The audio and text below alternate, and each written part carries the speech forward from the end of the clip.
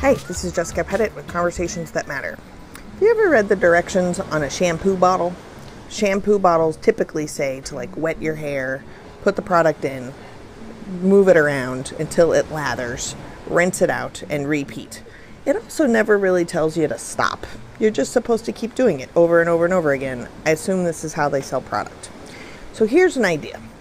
If you're smart enough to figure out when you are done washing your hair, you don't need to do it again. It's good. It's clean. Sometimes, depending on the amount of product in my hair or the amount of grease in my hair, I might have to do it twice. But I'm smart enough to know when to stop.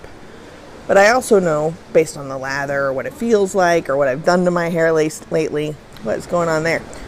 I know when I need to do it more than once. But the point is that you repeat it until you don't need to do it again. Why don't we apply this to basic social justice skills? Sometimes we think, oh, I listened once back in 1987 and it didn't work out well. Great. So repeat that. Repeat listening. Repeat paying attention. Repeat having conversations that matter. Do it until you don't think you need to do it anymore. What's important to understand is that even when that's the case, when you're done washing your hair, you will actually have to wash your hair again.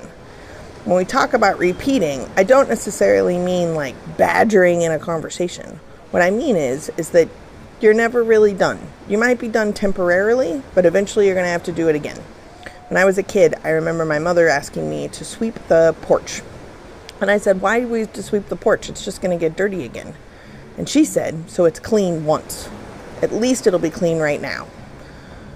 So I swept the porch. So one of the biggest social justice tools to have conversations that matter is repeat. Know when you're done. Know when you need to do it again. It's important to understand that in order to have conversations that matter, you are going to have to figure out when you need to do it again, when you need to do it for the first time, when you need to redo it, and when you need to stop. Take a break. It's good. You're handled. That is how to have conversations that matter.